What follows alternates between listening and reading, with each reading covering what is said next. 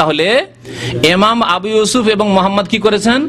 200 ফতোয়াতে 200 মাসলাতে ওস্তাদ সাহেবের বিরোধিতা করেছেন। না, আমার ওস্তাদের কথা এটা ঠিক নয়, ওনার ফতোয়া এটা ঠিক নয়, বরং এটা ঠিক, বেশি এটা সহিহ হাদিসের আলোকে ঠিক। এর দ্বারা কি প্রমাণ হয়? যে মাযহাবের তাকলিদ করা ফরজও নয় আর সুন্নতও নয়, বরং কোরআন এবং হাদিসের অনুসরণ করা, আল্লাহ এবং রাসূলের আনুগত্য করা ফরজ, আর প্রয়োজনে বিরোধিতা করা ফরজ। কারণ যখন দেখবেন যে ভুল স্পষ্ট হয়ে গেছে যে এটি ভুল, তাহলে তার বিরোধিতা করে সহিহ হাদিসের উপর আমল করা ফরজ। এখন আপনাকে একটা উদাহরণ দিই, কারণ উদাহরণ দিলে সাধারণ মানুষের জন্য মাসলা মাসাইল বোঝা সহজ হয়। আপনাকে যদি আপনার আম্মা বলে যে বাবা এই কাজটি করো, এই কাজটি করো, আর কাজ ঠিক, কাজটা ঠিক, নাজায়েজ কাজ নয়, হারাম কাজ নয়, আর আপনার শাশুড়ি বা আপনার শ্বশুর বলছে বাবা না, তোমার মা যেটা বলছে সেটা করো না, এইটা করো, কোনটা করবেন আপনি? আম্মা যার পেটে 10 মাস থেকেছেন, ঠিক না? এখন আরেকটি উদাহরণ দিচ্ছি। আপনার আম্মা একটি আদেশ করছেন আর রাসূলুল্লাহ সাল্লাল্লাহু আলাইহি ওয়াসাল্লাম আরেকটি আদেশ করছেন। আপনার আম্মা রাসূলুল্লাহ সাল্লাল্লাহু আলাইহি ওয়াসাল্লামের বিরোধী আদেশ করছেন, উল্টো আদেশ করছেন, কোনটি মানবেন? মায়ের হক বড় না রাসূলের হক বড়? রাসূলুল্লাহ সাল্লাল্লাহু আলাইহি ওয়াসাল্লামের হক বড়, আল্লাহ পাকের পরে সেই হক সমস্ত মানুষের চাইতে বেশি ভালোবাসতে হবে, সমস্ত মানুষের বেশি তার আনুগত্য করতে হবে, সব ক্ষেত্রে তার আনুগত্য করতে হবে। মায়ের আনুগত্য, মায়ের কথা মানা, বাবার কথা মানা, দেখতে হবে জায়েজ কিনা, জায়েজ হলে মানবো, না জায়েজ হলে না মানা যাবে না। আপনার মা বলছে বাবা আমি আটরশিকেও ভালোবাসি, বাবা শাহজালালকেও ভালোবাসি, চলো তো বাবা ওরস লাগবে, নিয়ে চলো, যাবেন? হারাম যাওয়া। চলো বাবা ভারতে খাজা আজমেরির কাছে চলো তো বাবা, ওখানে গেলে অনেক কিছু পাওয়া যায়, বাবা তুমি ছুটি আসছো, চলো বাবা, যাবেন? হারাম। শিরক করতে যাওয়া হারাম। আল্লাহ পাক কোরআনে কারীমে নিষেধ করেছেন, সূরা লোকমান আল্লাহ পাক নিষেধ করেছেন, ওয়া ইন জাহাদাকা আলা আন তুশরিকা বি মা লাইসা লাকা বিইলমুন ফালা তুতি'হুমা। মাতা-পিতা যদি চেষ্টা করে যে তোমাকে শিরক করাবে, তোমাকে গুনাহর কাজ করাবে, ফালা তুতি'হুমা, তাদের কথা মানবে না, আল্লাহ নিষেধ করেছেন। তবে মানবে না মানে তাদের সাথে ঝগড়া করো, বেয়াদবি করো না। ওয়া সাহিবহুমা ফিদ দুনিয়া মারুফা, তারা মুশরিক হইলেও, তারা পাপী হইলেও তাদের সাথে ভালো আচরণ করো, কারণ মা আর বাবা, ভালো আচরণ করো, খেতে দাও, টাকা পয়সা দাও, চিকিৎসা দাও, বাস করার জন্য ঘর বাড়ি দাও, ভালো কথা দাও, জি হিদায়াতের কথা বলো, উপদেশের কথা বলো। ওয়া সাহিবহুমা ফিদ দুনিয়া মারুফা, কিন্তু আনুগত্য করা যাবে না। তাহলে এখন আসুন, ইমাম আবু ইউসুফ রহমতুল্লাহ আলাইহি এবং মুহাম্মদ রহমতুল্লাহ আলাইহি, তাদের সামনে দুই ব্যক্তিত্ব, এক আমার ওস্তাদ আবু হানিফা রহমতুল্লাহ আলাইহি, আরেকদিকে মুহাম্মদুর রাসূলুল্লাহ সাল্লাল্লাহু আলাইহি ওয়াসাল্লাম। দেখছেন যে আমাদের ওস্তাদ ইমাম আবু হানিফা রহমতুল্লাহ সহিহ হাদিসের খেলাফ ফতোয়া দিয়েছেন। এখন তাদের করণীয় কি? করণীয় কি বলেন? নবীর সাথ দেওয়া না ওস্তাদের সাথ দেওয়া? কারণ নবী ওস্তাদের ওস্তাদের ওস্তাদের ওস্তাদ, সারা পৃথিবীর যিনি মুআল্লিম আউয়াল রাসূলুল্লাহ সাল্লাল্লাহু আলাইহি ওয়াসাল্লাম, স্পষ্ট তাহলে হক, এই জন্য তারা বিরোধিতা করেছেন। ওই রকমই আপনি নিজেকে ইমাম আবু ইউসুফের জায়গায় রাখেন, আপনি কি করবেন? আপনার সামনে একটি ইমাম আবু হানিফার ফতোয়া আসলো, আর একটি আসলো রাসূলুল্লাহ সাল্লাল্লাহু আলাইহি ওয়াসাল্লামের সহিহ হাদিস আসলো, আপনি কি করবেন? হ্যাঁ, রাসূলুল্লাহ সাল্লাল্লাহু আলাইহি ওয়াসাল্লামের সাথ দেবেন, কারণ তার উম্মত হয়ে কাল কিয়ামতে উঠতে হবে, তার শাফাআতের আশা রাখতে হবে, তার হাউজে কাউসার পেতে হবে। কোথাও ইমাম আবু হানিফা, শাফি, মালিক, আহমদের হাউজে কাউসার হবে না। জি, সবাই নাফসি নাফসি করবেন, সেইদিন নবী করিম সাল্লাল্লাহু আলাইহি ওয়াসাল্লাম উম্মতের খোঁজ নেবেন। সুতরাং তার উম্মত হইতে হলে প্রমাণ করতে হবে যে ইয়া রাসূলুল্লাহ আপনার সাথ দিয়েছিলাম, আপনার সাথ দিয়েছিলাম। আর যারা এর উল্টো করবে তাদের পরিণাম কি হবে তা বুঝতেই পারছেন।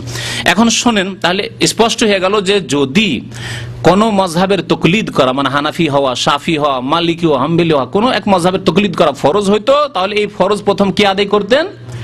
ইমাম আবু হানিফা রাহমাতুল্লাহ আলাইহির 1 নম্বর 2 নম্বর ছাত্র আবু ইউসুফ মুহাম্মদ বলতেন যে আমার ওস্তাদ বলে দিয়েছেন তাকলিদ করা ফরজ, সুতরাং বাস ফরজ।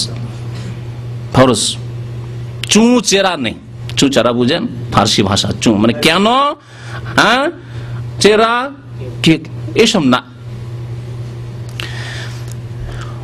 তো এখন মাসলা আসছে তায়াম্মুমের মাসলা। তায়াম্মুমের মাসলা ইমাম আবু হানিফা রাহমাতুল্লাহ আলাইহি এবং মুহাম্মদ রাহমাতুল্লাহ আলাইহি এই দুইজনের মত হচ্ছে যে তায়াম্মুম করার জন্য মাটি আর বালি শর্ত না, মাটির মতো যা কিছু আছে তা দিয়ে তায়াম্মুম চলবে। যেমন বাংলায় পড়ে শোনাই না, গোবরনাথ তাদের কাছে শোনেন। তায়াম্মুম হলো মাটিতে দুবার হাত মারা। তারপরে বলছেন ইমাম আবু হানিফা ও মোহাম্মদ রাহিমাহুল্লাহ এর মতে মাটি জাতীয় যে কোনো বস্তু দ্বারা তায়াম্মুম জায়েজ। মাটি জাতীয় যে কোনো বস্তু দ্বারা তায়াম্মুম জায়েজ। যেমন কি বলছেন, যেমন মাটি একটা, বালু, পাথর, সুরকি বোঝেন তো, সুরকি, চুনা, হ্যাঁ চুনা, তারপরে হচ্ছে হরিতাল প্রভৃতি ইত্যাদি। সুরমা, এই যে সুরমা চোখে লাগাচ্ছেন, অত জরুরি নাই যে এই সৌদি আরবে মাটি পাওয়া যায় না, কোথায় মাটি খুঁজে বেড়াবো, পাকা বিল্ডিং এ থাকি, সুরমা আছে ঘরে, সুরমা রাখা আছে, নেন সুরমা, হয়ে গেল তেমন হয়ে গেল হানাফি মযহাবে, বুঝলেন। দলিল, যেহেতু দলিল বিপরীত, সেই জন্য ইমাম আবু ইউসুফ কি বলছেন শোনেন, পড়ে শোনাচ্ছি। ওয়ায়াজুজু তায়াম্মুম ইনদা আবি হানিফা ওয়া মুহাম্মদ রাহিমাহুল্লাহ তাআলা বিকুল্লি মা কানা মিন জিনসিল আরদ, জমিন থেকে যা কিছু হয় তাতেই তায়াম্মুম চলবে। কাতুরাব, যেমন মাটি, বালি, পাথর ইত্যাদি, চুনা, সুরমা ইত্যাদি।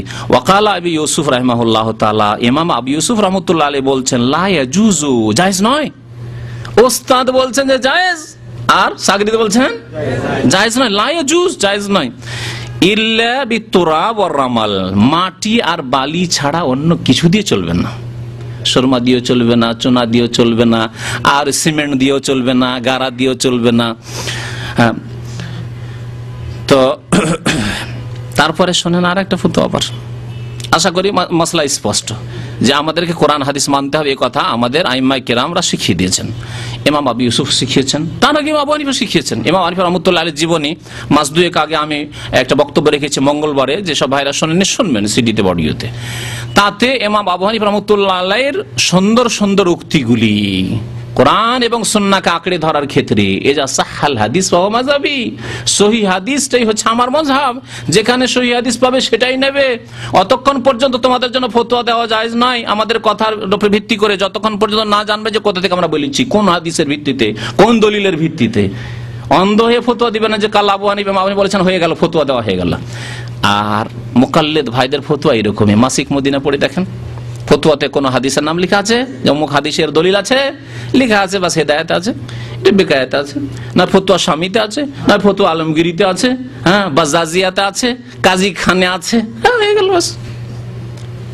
মানুষের কথা তাদের কাছে দলিল হয়ে গেছে। কোরআন সুন্নাহর আলোকে দলিল একমাত্র আল্লাহ পাকের কথা, আর মানুষের মধ্যে একমাত্র ওই ব্যক্তির কথা যার কাছে আল্লাহ রিসালাত পাঠিয়েছেন, ওয়াহি করেছেন, মুহাম্মদ সাল্লাল্লাহু আলাইহি ওয়াসাল্লাম, তার কথা একমাত্র দলিল, ব্যাস। তারপরে লেখক বলছেন তায়াম্মুম আর উযু, আপনারা জানেন যে উযুর বিকল্প কি, উযু করতে পারছেন না, তখন আপনি আশ্রয় নেবেন কার, তায়াম্মুমের। তাহলে দুটোর হুকুম একই হওয়া উচিত না, কিন্তু না। হানাফি ফিকাতে ইমাম কুদরি বলছেন ওয়ান নিয়াতু ফারযুন ফি তায়াম্মুমি ওয়া মুস্তাহাব্বাতুন ফিল উযুই, বলছে যে তায়াম্মুমে নিয়ত করা ফরজ আর উযুতে মুস্তাহাব। আরে ভাই এই পার্থক্য কি, কোন যুক্তিতে? আল্লাহু আ'লাম।